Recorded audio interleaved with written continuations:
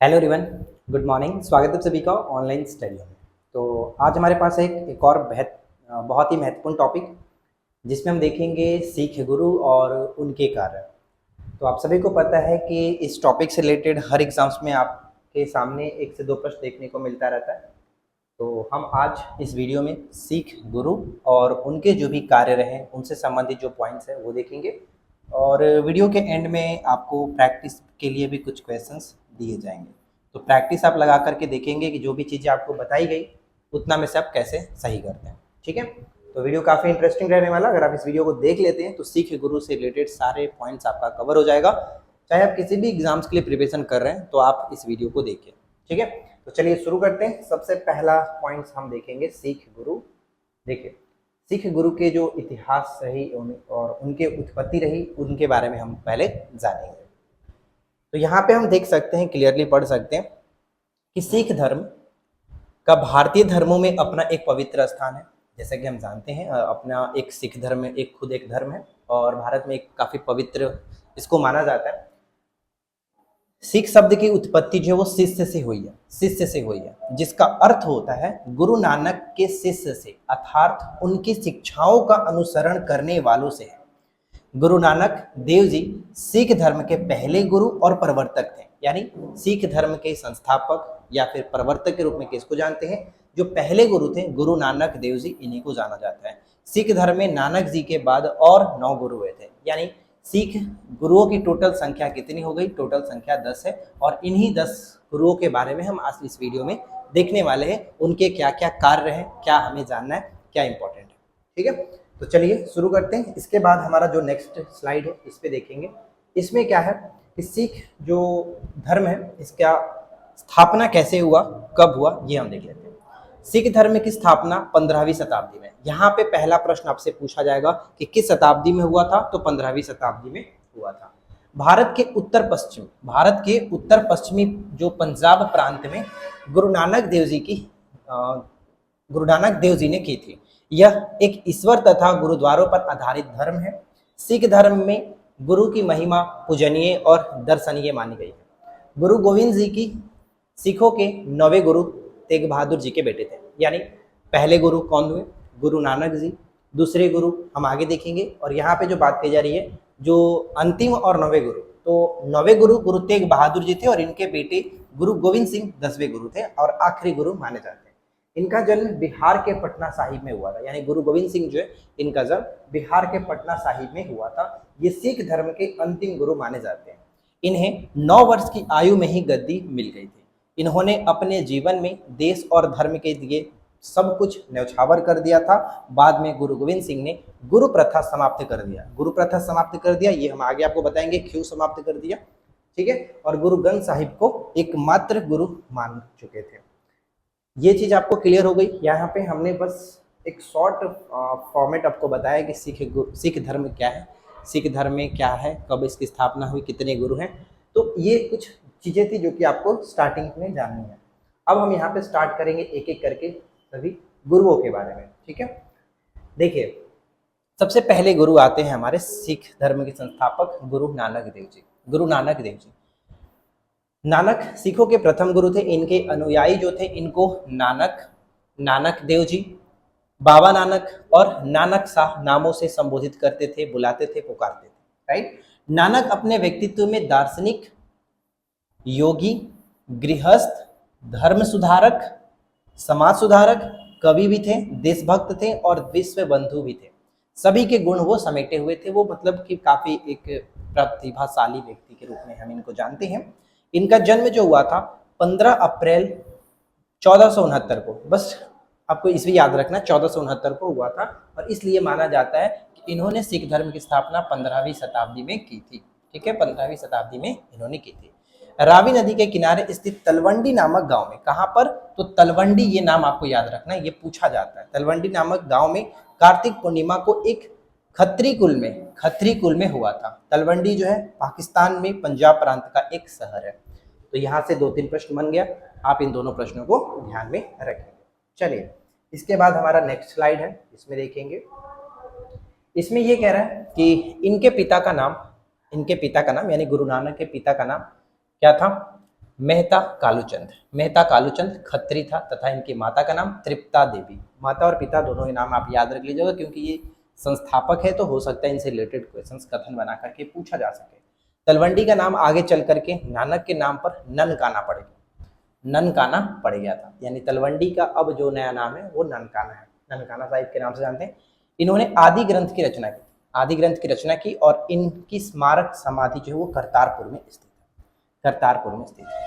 इनका गुरु काल समय जो कि 20 अगस्त 1507 से लेकर के 22 सितंबर 1539 तक, इनकी मृत्यु 1539 में ही हुआ था, ये चीज आपको ध्यान में रखना है। मृत्यु से पहले उन्होंने अपने शिष्य भाई लहना को अपना उत्तराधिकारी घोषित किया, जो बाद में गुरु अंगद देव के नाम से प्रसिद्ध हुए। यानी सेकंड गुरु कौन हुए? सेकंड गुरु गुरु अंगद है, सेकंड गुरु गुरु अंगद है और ये इनके भाई थे, यानी कि गुरु नानक के ये भाई थे। इनका प्रारंभिक नाम लहना था। ठीक है, तो ये चीज हो गया इंपॉर्टेंट है। जितने भी चीजें इसमें बताई जाएंगी उन चीजों को ध्यान से सुनिएगा, क्योंकि प्रश्न इन्हीं में से आपको हमेशा देखने को मिलता है। सब कुछ हमने कोशिश किया कि एक वीडियो में समेटा जाए, ताकि आपको अलग अलग वीडियो देखने की जरूरत ही ना पड़े। दूसरे गुरु गुरु अंगद देव, अंगद देव या फिर गुरु अंगद देव सिखों के दूसरे गुरु थे। इनको हम लोग प्रारंभिक नाम लहना के नाम से जानते हैं, जैसा कि हमने ऊपर में देखा था। ठीक है, लहना के नाम से जाना जाता है। अब यहाँ पे देखिए, गुरु अंगद देव जी को गुरुमुखी लिपि का जनक कहा जाता है, गुरुमुखी लिपि का जनक। प्रश्न हमेशा ये पूछा जाता है कि गुरुमुखी लिपि का जनक किसे मानते हैं, तो गुरु अंगद को माना जाता है। इन्होंने जात पात के भेदभाव से हटा करके लंगर प्रथा को अस्थायी बना दिया था। लंगर प्रथा को स्टार्ट किया गया था गुरु नानक जी के द्वारा, लेकिन अस्थायी इसको बना दिया गया था गुरु अंगद जी के द्वारा। ये चीज इंपॉर्टेंट है, ध्यान में रखना। ठीक है, उन्होंने गुरु साहिब की सेवा में 6 से 7 वर्ष करतारपुर में बिताए थे, यानी गुरु के रूप में उन्होंने 6 से 7 वर्ष करतारपुर में बिताए थे। अब इसके बाद हमारा नेक्स्ट स्लाइड है, इसमें हम बात करेंगे सिखों के तीसरे गुरु गुरु अमरदास जी के बारे में। तो देखिए, अमरदास जी के बारे में क्या है कि गुरु अमरदास जी सिखों के सिख धर्म के 10 गुरुओं में से ये तीसरे गुरु थे। वे सिख पंथ में एक महान प्रचारक थे। उन्होंने गुरु नानक जी की महाराज जी के जीवन दर्शन को और उनके द्वारा स्थापित धार्मिक विचारधारा को आगे बढ़ाया था। बस थोड़ा सा जानकारी के लिए इंपॉर्टेंट है। लेकिन आगे है कि गुरु अमरदास ने आनंद नाम के संदार भजन की रचना की थी। ये प्रश्न पूछा सकता है, देखिए कंफ्यूजन भी कर सकता है, हो सकता है कि आप आनंद को देख करके अंगद समझ करके टिक करेंगे, लेकिन यहाँ पे ध्यान दीजिएगा कि गुरु अमरदास जो थर्ड गुरु है, इन्होंने आनंद नाम से एक भजन की रचना की थी और इसे आनंद कराज नामक सिख विवाह के अनुष्ठान का हिस्सा बनाया था, जिसका शाब्दिक अर्थ होता है आनंदपूर्ण घटना। तो हो सकता है ऐसे क्वेश्चन पूछा जाए कि आनंद कराज नामक जो सिख विवाह अनुष्ठान का हिस्सा बनाया गया, किसने इसकी रचना की थी? तो ये भजन की रचना की गई थी अमरदास जी के द्वारा, तीसरे गुरु अमरदास जी। ठीक है, अब इसके बाद हमारा अगला स्लाइड है, इसमें क्या कह रहा है ये देखिए। इसमें कह रहा है कि गुरु अमरदास ने अमृतसर गांव में एक विशेष मंदिर के लिए स्थल का चयन किया था, जिसे गुरु रामदास ने बनवाया। यानी अमृतसर गांव में एक मंदिर के लिए स्थान चुना था, जो कि अमृतसर जो मंदिर आप देखते हैं उसको बनवाया किसने? चौथे गुरु रामदास ने। लेकिन गुरु अर्जुन ने इसको पूरा कराया, इसका उद्घाटन किया और सिख सम्राट रणजीत सिंह जो थे, महाराजा रणजीत सिंह ने इसका स्वागत किया था। यह मंदिर समकालीन हरमिंदर साहब या फिर भगवान के मंदिर में विकसित हुआ, जिसे स्वर्ण मंदिर के नाम से भी जानते हैं। वर्तमान में जो स्वर्ण मंदिर है इसको हम जानते हैं। स्वर्ण मंदिर को अगर हम बात करें कि किसने बनवाया है, तो क्या कहेंगे हम लोग? पूरा कराया था अर्जुन देव ने। ठीक है, अर्जुन देव ने इसको पूरा कराया था, ये चीज याद रखना। ठीक है फ्रेंड्स, यह सिख धर्म का सबसे पवित्र स्थल माना जाता है, आप इसको जानते हैं। आगे है कि गुरु अमरदास जी ने हिंदुओं से अलग एक विवाह पद्धति जो कि लवन को स्टार्ट किया था। किसने? तो अमरदास जी ने स्टार्ट किया था, ये ध्यान में रखना है। सती प्रथा का इन्होंने विरोध भी किया हुआ था। तीसरे गुरु के बारे में इतनी सारी जानकारी आपको याद रखनी है। तो एक बार आपको पता चल गया कि हमने क्या क्या देखा। गुरु नानक जो कि संस्थापक थे, दूसरे गुरु अंगद थे जिन्होंने इनका प्रारंभिक नाम लहना था और लंगर प्रथा को इन्होंने स्थायी बना दिया था। तो ये सब कुछ आपको ध्यान में रखना है। इसके बाद हमारा नेक्स्ट स्लाइड क्या बनता है? अगला स्लाइड हमारा है गुरु रामदास। तो ध्यान दीजिएगा, गुरु रामदास 1577 में जब विदेशी आक्रमणकारी एक शहर में, ये देखिए रामदास चौथे गुरु थे, फोर्थ गुरु थे। याद कैसे रखते हैं, हम आपको बहुत पहले बता चुके थे। राम, जो राम है वो रामायण के जो राम है वो 4 भाइयों में से एक है। 4 भाइयों में एक है ना, 4 भाइयों में एक है। तो यहाँ पे 4 क्या डिनोट कर रहा है, राम 4 भाइयों में एक है, यानी 4 जो राम दिख रहा है वो 4 भाइयों में से एक है, चौथे गुरु है। ठीक है, इस तरह से। तो 1577 में जब विदेशी आक्रमणकारी एक शहर के बाद दूसरे शहर को तबाह कर रहे थे, तब चौथे नानक, यानी चौथे जो नानक गुरु रामदास है, इन्होंने गुरु रामदास जी की महाराज ने, यानी कि चौथे नानक गुरु रामदास जी महाराज ने एक पवित्र शहर रामसर का निर्माण किया, जो कि अब अमृतसर के नाम से जाना जाता है। यानी अमृतसर शहर का निर्माण किसने कराया था, तो ये चौथे जो गुरु हुए रामदास जी ने कराया था। ठीक है, ये ध्यान रखिएगा। सबके स्वर्ण मंदिर को किसने बनाया था, 5वें गुरु अर्जुन देव। तो यहाँ पे देखिए गुरु रामदास 1574 में सिख धर्म के गुरु बने थे और 1581 में उनकी मृत्यु तक सिख नेता के रूप में वो कार्य करते रहे। तो यहाँ से 2 डेट याद रखना है, उतना इंपॉर्टेंट नहीं है। बस यहाँ पे इनके संबंध में 2 प्रश्न हमेशा पूछे जाते हैं कि सिखों के चौथे गुरु कौन थे, जो कि रामदास, और अमृतसर शहर का निर्माण किसने कराया था, तो अमृतसर शहर का निर्माण कराया गया था गुरु रामदास जी के द्वारा। बस ये चीज आपको ध्यान रखना है, इतना ही इंपॉर्टेंट था इससे।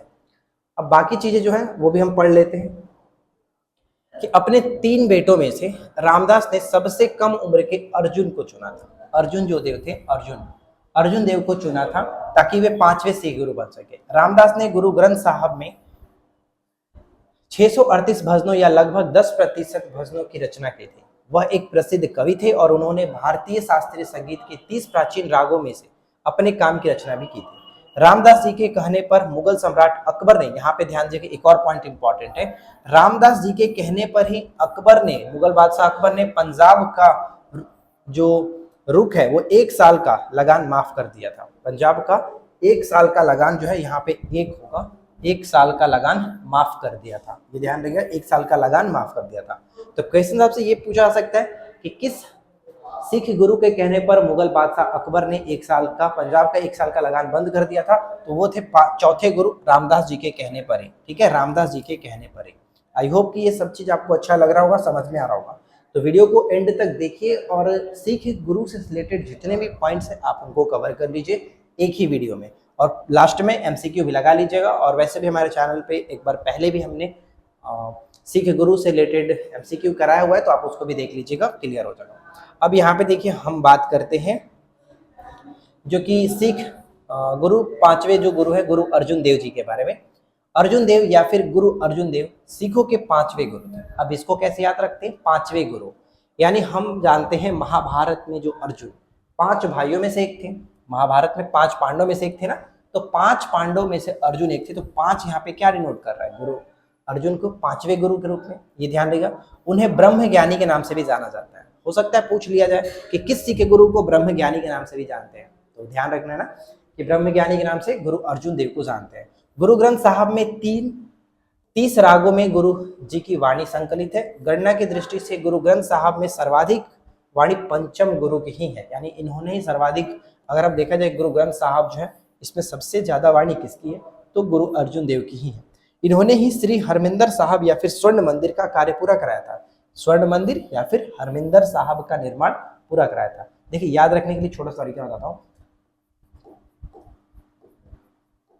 अर्जुन, यानी अर्जुन में जो आप ऊपर में र देख रहे हैं, तो स्वर्ण में भी तो आप देख रहे हैं ना स्वर्ण, ये वाला स्वर्ण र, इस तरह से याद रख सकते हैं। ठीक है, क्लियर रहेगा, कंफ्यूज नहीं होगा। जहांगीर ने अपने पुत्र खुसरो की बगावत में सहायता करने के कारण 606 में फांसी दे दी थी। यानी गुरु अर्जुन देव जो थे वो जहांगीर के जो पुत्र था खुसरो, उसकी सहायता कर रहे थे धन और दौलत से, आशीर्वाद से, ऐसा आपको क्वेश्चन मिलता है। इस कारण से जहांगीर ने इनको 606 में फांसी दिलवा दी थी। आदि ग्रंथ की रचना का श्रेय किसको दिया जाता है, तो आदि ग्रंथ की रचना का श्रेय इन्हीं को जाता है, गुरु अर्जुन देव को दिया जाता है। राइट, अब इसके बाद हम बढ़ते हैं अपने नेक्स्ट स्लाइड पे। चलिए अगला स्लाइड देखिए। अगला स्लाइड सिखों के 6ठे गुरु के बारे में है। गुरु हरगोविंद सिंह जी हरगोविंद सिंह जी छठे नानक के रूप में प्रतिष्ठित हैं और सिख धर्म के 10 गुरुओं में से छठे थे। मुगल सम्राट जहांगीर द्वारा अपने पिता गुरु अर्जुन देव के वध के बाद वे मात्र 11 वर्ष की आयु में गुरु बन गए थे। यानी अर्जुन देव के वध के रूप में कौन जिम्मेदार था? तो मुगल बादशाह जहांगीर था, ये ध्यान रखिएगा, जहांगीर था। उन्होंने दो तलवारें पहनकर मीरी और पीरी का संबंध किनसे है? तो हरगोविंद से, ये ध्यान रखिएगा। लौकिक शक्ति यानी कि मीरी मतलब लौकिक शक्ति और आध्यात्मिक अधिकार की दोहरी अवधारणा का प्रतिनिधित्व करते हुए इनका प्रतीक बनाया।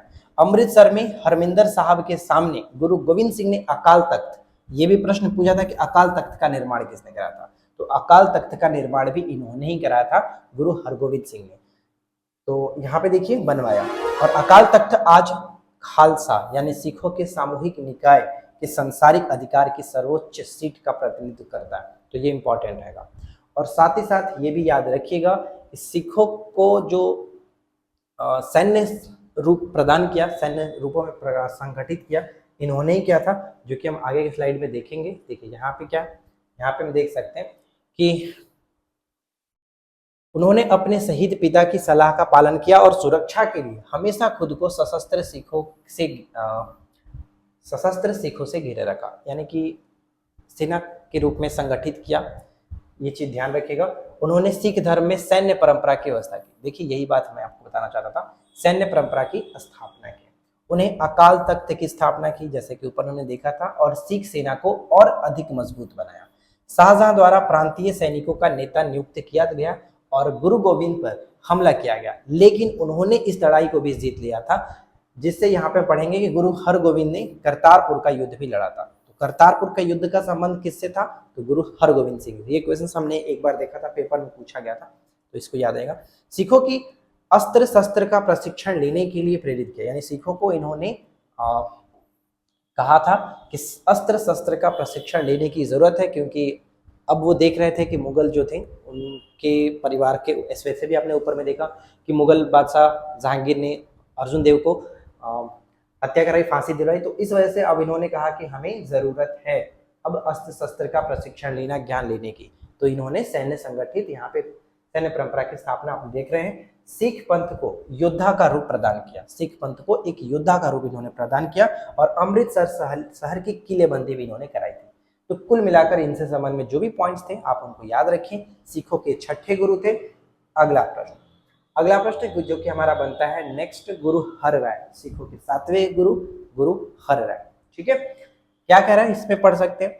इसमें हमारा कह रहा है कि गुरु हर राय सिखों के सातवें गुरु थे। गुरु हर राय ने दारा सिखों, ध्यान दीजिएगा, दारा सिखों को चिकित्सा देखभाल प्रदान की, और संभवतः जब उन्हें मुगल गुर्गों द्वारा जहर दे दिया गया था। यानी अब यहाँ पे देखिए, दारा सिखों की जो हम कह सकते हैं कि दारा सिखों का सहायता किसने किया था? किस सिख गुरु ने? तो गुरु हर राय ने किया था। इससे पहले हमने देखा था कि गुरु अर्जुन देव जो थे उन्होंने किसका सहायता किया? तो जहांगीर का जो पुत्र था खुसरो, उसकी सहायता की थी, जिस कारण से उनकी फांसी दी गई। अब यहाँ पर भी यही कंडीशन आता है कि दारा सिखों को चिकित्सा देखभाल प्रदान की थी, संभवतः बाद में इनको मुगल गुर्गों के द्वारा जहर दे दिया गया था। तो गुरु हर राय के बारे में भी याद रखिएगा, सातवें गुरु थे। ठीक है, अपने अंतिम समय को नजदीक देखते हुए उन्होंने अपने सबसे छोटे पुत्र जो है गुरु हरकिशन जी को अष्टम नानक यानी कि आठवें गुरु के रूप में स्थापित किया, और उन्होंने औरंगजेब के भाई दारा सिकों की विद्रोह में मदद की थी। तो ये चीज ध्यान में रखिएगा। ठीक है, आगे बढ़ते हैं। यानी दारा सिकों की मदद किसने की थी? गुरु हर राय ने की थी। अगला प्रश्न हमारा, यानी अगला पॉइंट क्या है? गुरु हरकिशन, सिखों के आठवें गुरु के रूप में हम इनको जानते हैं। हमारा सिखों के आठवें गुरु के बारे में बात करते हैं, गुरु हरकिशन। ठीक है, हरकिशन पहले गुरु कौन हुए? गुरु नानक। दूसरे कौन हुए? दूसरे हम देखते हैं, चलो यहाँ पे हम एक बार रिपीट करते हैं। पहले स्थापना हो गए गुरु नानक। दूसरे की बात करते हैं, दूसरे गुरु अंगद हो गए। तीसरे गुरु आप बोलते चलिए, तीसरे गुरु कौन हो? तीसरे गुरु हो गए आपका अमरदास। ठीक है, अमरदास। चौथे गुरु कौन हो गए? चौथे राम, चार भाइयों में से एक थे। पांचवें अर्जुन हो गए, ये ध्यान रखिएगा, अर्जुन। छठे कौन हुए? छठे हमने देखा था हरगोविंद। ठीक है, हरगोविंद। सातवें कौन हुए? सातवें गुरु हर राय। और आठवें हम यहाँ पे देख रहे हैं। सभी को याद रखिए, क्योंकि हो सकता है क्रम से सजाने के लिए मिले। गुरु हरकिशन, तो हरकिशन यहाँ पे देखिए, हरकिशन 10 सिख गुरुओं में से 8वें थे।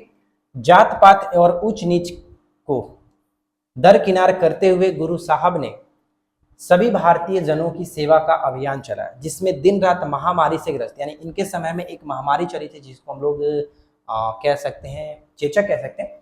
महामारी से ग्रस्त लोगों की सेवा करते हुए गुरु साहिब अपने आप भी तेज ज्वर से पीड़ित हो गए, यानी कि वो काफी लोगों को सेवा प्रदान किया, उसके बीच में इनको भी मतलब ये पीड़ित हो गए, इस ज्वर से पीड़ित हो गए। छोटी माता यानी कि चेचक के अचानक प्रकोप से उन्हें कई दिनों तक बिस्तर बांध लिया, और इसके बाद उन्होंने अपनी माता को बुलाया और नेक्स्ट जो गुरु की बात करने की बात की कि अगले गुरु कौन होंगे। जब उन्हें अपने उत्तराधिकारी को नाम लेने के लिए कहा गया तो उन्हें केवल बाबा बकला का नाम लिया। बाबा बकला, ये ध्यान रखिए, ये वर्ड बहुत इंपॉर्टेंट है, बाबा बकला के नाम से उन्होंने बुलाया, यानी कि यह शब्द केवल भविष्य में गुरु तेग बहादुर साहब के लिए ही इस्तेमाल हुआ है, और इसलिए हम यहाँ पे कहेंगे कि अगले जो गुरु हुए गुरु तेग बहादुर जी हुए थे, जो सिखों के 9वें गुरु थे। यहाँ पे देख सकते हैं जो कि पंजाब में व्यास नदी के किनारे बकला गांव में रह रहे थे, इनके लिए प्रयोग हुआ है। सिर्फ और सिर्फ बकला दा बाबा किसको कहते हैं, गुरु तेग बहादुर जी को कहते हैं, सिखों के 9वें गुरु के रूप में इनको हम जानते हैं। ठीक है, क्लियर हो गया। आगे देखिए, अब यहाँ पे आता है हमारा सिखों के 9वें गुरु। सिखों के 9वें गुरु के रूप में हम यहाँ पे देखेंगे जो कि इंपॉर्टेंट है। क्या कह रहा है कि गुरु तेग बहादुर सिख धर्म के 10 गुरुओं में से एक 9वें गुरु थे। 9वें गुरु थे जिन्हें प्रथम गुरु नानक द्वारा बताए गए मार्ग का अनुसरण करते रहे। उनके द्वारा रचित 116 पद गुरु ग्रंथ साहब में सम्मिलित है। हिंद का चादर के नाम से इनको जाना जाता है। एक और नाम याद रखिए, हिंद का चादर। जैसे बकला दा बाबा हमने देखा, बकला द बाबा के नाम से इनको जानते हैं, साथ ही साथ हिंद का चादर आप याद रखिए, हिंद का चादर। ठीक है, हिंद का चादर, ये दो नाम इंपॉर्टेंट रहेगा। औरंगजेब जबरदस्ती धर्म परिवर्तन करा रहा था। तेग बहादुर जी को जबरन इस्लाम कबूलवाने के लिए उनके सामने ही उनके 2 प्रिय शिष्यों को जो कि मार डाला। अंत में औरंगजेब कामयाब नहीं हुआ, यानी कि इन्होंने तब भी इस्लाम धर्म को नहीं अपनाया, तब जाकर के चांदनी चौक पर शीश इनका कटवा दिया था औरंगजेब। यानी कि शहीद स्थल को, इनके शहीद स्थल को शीशगंज के नाम से इनको जाना जाता है। ये थोड़ा सा याद रखना है। ठीक है फ्रेंड्स, तो ये चीज आपको पता होना चाहिए, इंपॉर्टेंट है।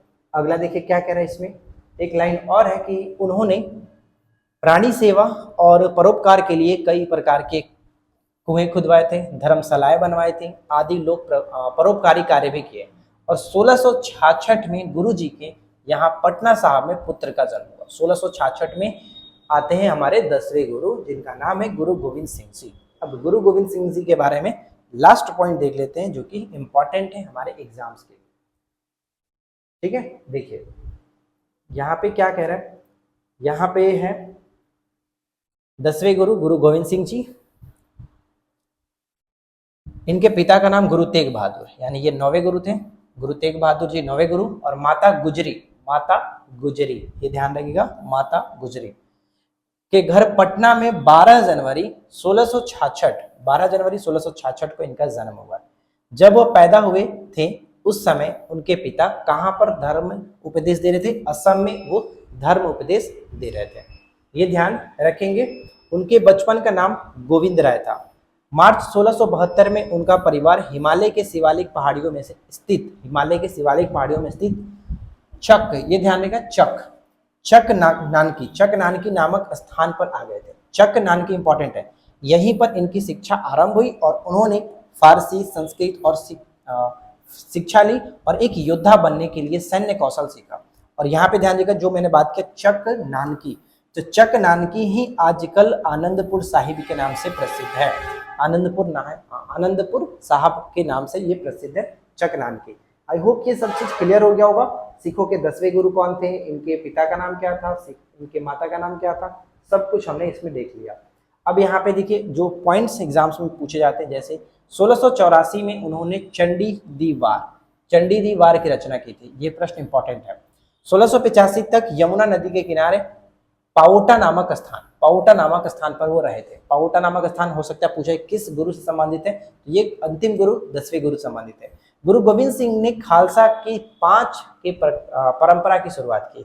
जैसे 5 प्रकार 5 क का मतलब क्या होता है आप वहां पे पढ़ सकते हैं, जैसे कि केस हो गया, कंघा हो गया, कड़ा हो गया, इस तरह से 5 उन्होंने बात कही थी। खालसा पंथ की स्थापना इन्होंने किया। खालसा पंथ की स्थापना एकदम वीवीआई प्रश्न है, ये हमेशा रिपीट होता रहता है। और गुरु प्रथा को समाप्त किया, जैसे कि हमने स्टार्टिंग में ही बात किया था ना कि गुरु प्रथा को इन्होंने समाप्त कर दिया था कि अब कोई नया गुरु नहीं बनेगा, सिर्फ और सिर्फ गुरु ग्रंथ साहब को ही एक नया गुरु माना जाएगा, अगला गुरु इन्होंने बताया था, गुरु ग्रंथ साहब को ही अगला गुरु माना जाएगा। ठीक है, तो ये सब कुछ यहाँ पे हमने डिस्कस कर लिया। आई होप कि फ्रेंड्स आपका ये सिख गुरु और उनके कार्य से रिलेटेड सारी चीजें कवर हो गई होगी। अब इसी बात पे हम लोग प्रैक्टिस लगाएंगे, तो देखते हैं कितना क्वेश्चन आप सही करते हैं। अब यहाँ से आपका टेस्ट स्टार्ट होता है, तो आप लोग क्वेश्चन पढ़िए और नीचे कमेंट करते चलिए और देखिए कि जितने भी क्वेश्चन दिए जाते हैं उसमें से आप कितना स्कोर करते हैं। पहला प्रश्न है कि सिखों के सैन्य संप्रदाय खालसा पंथ का प्रवर्तन किसने किया था। चलिए, खालसा पंथ का प्रवर्तन किसने किया था, पहला क्वेश्चन। नेक्स्ट वन है कि निम्नलिखित में से किस सिख गुरुओं का सही कालक्रम, यानी कि सिख गुरुओं का सही कालक्रम हमें बताना है। चलिए पहले क्वेश्चन का राइट आंसर देख लेते हैं। खालसा पंथ की स्थापना अंतिम गुरु गुरु गोविंद सिंह ने किया था। गुरु गोविंद सिंह ने, यहाँ पे सी हो जाएगा बिल्कुल सही आंसर, गुरु गोविंद सिंह। ठीक है, अगला क्या है, नेक्स्ट कह रहा है कि सिख गुरुओं का सही कालक्रम के अनुसार सजाना है। तो देखिए, अगर हम देखेंगे नानक देव, रामदास, अमरदास, ये गलत क्योंकि ये चौथे थे और ये तीसरे थे, ये हमारा गलत हो गया। तेग बहादुर स्टार्टिंग हो रहा है सीधे 9वें से और ये यहाँ पे आ जा रहा है चौथा, तो ये भी हमारा गलत हो गया। सी में देखते हैं, गुरु नानक तीसरे हो, गुरु नानक आपके पहले, अंगद हो गए आपका तीसरे और अर्जुन हो गए आपके जो कि 5वें। तो अमरदास फिर से यहाँ पे अंगद दूसरे है ना, अंगद दूसरे हैं और ये आपके अमर जो कि तीसरे थे, तो ये आपका गलत हो गया फिर से, क्योंकि 5 के बाद 3 तो नहीं आ सकता। अब चौथा बिल्कुल सही होगा क्योंकि अमरदास यहाँ पे देख लीजिए तीसरे हो गए, रामदास चौथे हो गए, अर्जुन देव 5वें हो गए और तेग बहादुर यहाँ पे 9वें हो गए। सिखों के गुरुओं का सही क्रम यहाँ पे बिल्कुल सही है, 3, 4, 5, 9, यानी सही आंसर आपका क्या बन जाएगा, ऑप्शन डी। ठीक है, आगे बढ़ते हैं। अगला सवाल देखिए क्या कह रहा है। अगला सवाल है कि आदि ग्रंथ किसने संकलित किया था। आदि ग्रंथ को किसने संकलित किया था, गेस करते चलिए, नीचे कमेंट करिए कि 3 का राइट आंसर क्या होगा। आदि ग्रंथ को किसने संकलित किया था, तो राइट आंसर अगर आपने ऑप्शन सी को टिक किया तो बिल्कुल सही आंसर है, गुरु अर्जुन देव जी, गुरु अर्जुन देव जी। अगला सवाल कि किसकी समाधि के कारण नादेड़ जो गुरुद्वारा है सिखों द्वारा प्रसिद्ध माना जाता है। नादेड़ तो हमने ऊपर में डिस्कस नहीं किया था, लेकिन मैं आपको बता दूं कि नादेड़ जो गुरुद्वारा है वो गुरु गोविंद सिंह से संबंधित है, महाराष्ट्र में स्थित है। नादेड़ गुरुद्वारा गुरु गोविंद सिंह के साथ संबंधित है, इनका समाधि स्थल यहाँ पे नादेड़। अगला सवाल नेक्स्ट है कि सिख गुरुओं से संबंधित निम्नलिखित कथनों पर विचार करिए। तो चलिए देखते हैं एक एक करके देख लेते हैं क्या कह रहा है। पहला है कि गुरु अर्जुन देव सिखों के गुरु और गुरु रामदास के पश्चात बने थे, यानी गुरु रामदास के पश्चात यानी कि चौथे गुरु हैं, तो गुरु अर्जुन देव 5वें थे, जो कि ये बिल्कुल सही पॉइंट हमारा कह रहा है। गुरु अंगद या फिर अंगद देव ने सिखों के उनकी अपनी लिपि गुरुमुखी दी थी। तो सिखों के जो दूसरे गुरु थे जिनको हम गुरु अंगद के नाम से जानते हैं, जिनका प्रारंभिक नाम लहना था, उन्होंने स्टार्ट किया था हमारा ये दूसरा एक लिपि स्टार्ट किया था जिसको गुरुमुखी लिपि के नाम से जानते हैं। यहाँ पे दोनों के दोनों पॉइंट्स बिल्कुल सही है, तो बताना था क्या कौन सा सही है, तो दोनों सही है, ऑप्शन सी पे जा सकते हैं, दोनों सही है। ठीक है, आगे देखिए अगला सवाल क्या कह रहे हैं। अगला सवाल है कि किस सिख गुरु ने विद्रोही राजकुमार खुसरो की सहायता की थी, जिसके कारण जहांगीर ने इनको फांसी दिलवाई थी 1606 में। कब, तो 1606 में इनको फांसी दिलवाई थी। तो बताइए वो कौन थे, वो कोई और नहीं 5वें गुरु थे, गुरु अर्जुन देव। ठीक है, अर्जुन देव ने। चलिए इसके बाद हमारा अगला सवाल है, अगला सवाल गेस करिए। किस सिख गुरु को सिखों को लड़ाकू जाति बनाने का श्रेय दिया जाता है। सिखों को लड़ाकू जाति यानी कि सिखों को सैन्य संप्रदाय में गठित किया, सैन्य अस्त्र शस्त्र का प्रशिक्षण लेने पर इन्हों को जागरूक किया, वो कौन सिख गुरु थे, तो गुरु जो कि हरगोविंद सिंह, छठे गुरु हरगोविंद सिंह यहाँ पे बिल्कुल सही आंसर बनेगा, ऑप्शन हम डी पे जा सकते हैं। यही सब क्वेश्चन आपके पेपर में भी रिपीट होता रहता है, तो आप लोग अगर अच्छे तरीके से वीडियो को देख लेंगे तो कोई दिक्कत नहीं होगा। अगला सवाल, निम्नलिखित कथनों पर विचार करिए। 3 पॉइंट दिया गया, तीनों को पढ़िए और गेस करिए कि कौन सा कथन सही है। चलिए पढ़ते हैं। सिखों के तीसरे गुरु अमरदास थे। नाना अंगद अमर है, ट्रिक आपको बताया गया था ना बहुत पहले, नाना अंगद अमर है। तो ये 1 2 3 हो जाता है, नाना अंगद, मैं यहाँ पे लेता हूँ, देखिए नाना अंगद अमर है, ये 3 हो गए, पहले नाना, दूसरे अंगद और तीसरे अमर हो गए। नाना अंगद अमर है, इस तरह से 3 याद रखेंगे। चौथे गुरु रामदास हो जाते हैं क्योंकि रामायण के 4 भाइयों में से एक थे। 5वें गुरु अर्जुन देव हो जाते हैं। 6ठे गुरु हरगोविंद सिंह, 7वें गुरु हर राय और 8वें हरकिशन, 9वें तेग बहादुर और 10वें आपके हो जाते हैं गुरु गोविंद सिंह। तो ये याद रखना है। सिखों के चौथे गुरु के रूप में रामदास को जानते हैं। चौथा यहाँ पे बात आ जाता है, राम 4 भाइयों में से एक थे, चौथे सही है। सिखों के 5वें गुरु के रूप में अर्जुन देव यानी 5 पांडवों में से एक थे, तो 5वें यहाँ पे बिल्कुल सही है, 5 गुरुओं में से, राइट। तो अब हमें बताना है कौन सा सही था। तीनों के तीनों बिल्कुल सही है, इसलिए हम यहाँ पे डी पे जाएंगे। सभी 1 2 3 तीनों के तीनों पॉइंट्स बिल्कुल सही है, राइट। आगे देखिए अगला क्या है। अगला सवाल है, अगला सवाल हमारा क्या कह रहा है, ध्यान से देखिएगा, पढ़िए कि किस सिख गुरु को बकलादा बाबा कहते हैं। अब इस प्रश्न का राइट आंसर तो मैं आपको नहीं बताने वाला हूं, आप खुद बताइए कि बकलादा बाबा किसको कहते हैं। ऑलरेडी हम इसके बारे में डिस्कस कर चुके थे। चलिए, तो देखिए यही हमारा आज तक लास्ट क्वेश्चन था, बकलादा बाबा वाला ही क्वेश्चन हमारा लास्ट है। और इनको हम लोग हिंद के चादर के नाम से भी जानते हैं, ऊपर मैंने आपको बताया था, हिंद के चादर के रूप में इनको हम लोग जानते हैं। तो आप गेस करिएगा किसको जानते हैं, हिंद के चादर या फिर बकलादा बाबा, राइट फ्रेंड्स। तो उम्मीद है कि आप लोगों को आज का ये सेशन अच्छा लगा होगा। वीडियो कैसा लगा नीचे कमेंट करके जरूर बताइएगा। अगर कोई डाउट हो तो आप लोग कमेंट कर सकते हैं या फिर उसके बारे में अच्छे तरीके से सुझाव दे सकते हैं। तो फिलहाल इस वीडियो में इतना ही, और जिनको भी पेड कोर्स ज्वाइन करना है, इस तरह के नोट्स चाहिए, तो आप हमारे पेड कोर्स पे जा सकते हैं, जो कि हमारे एप्लीकेशन पे पेड कोर्स आपको मिल जाएगा। इस वीडियो के नीचे डिस्क्रिप्शन में एप्लीकेशन का लिंक हमने दे रखा है, एप्लीकेशन को डाउनलोड कर लीजिए, लॉगिन कर लीजिए, स्टोर सेक्शन में जा करके आप अपने ज़रूरत के हिसाब से पेड कोर्स को ज्वाइन कर सकते हैं, ठीक है। फिलहाल आज की इस वीडियो में इतना ही, मिलते हैं हम लोग नेक्स्ट क्लास में किसी नए टॉपिक के साथ। Thanks for watching, keep learning, have a good day.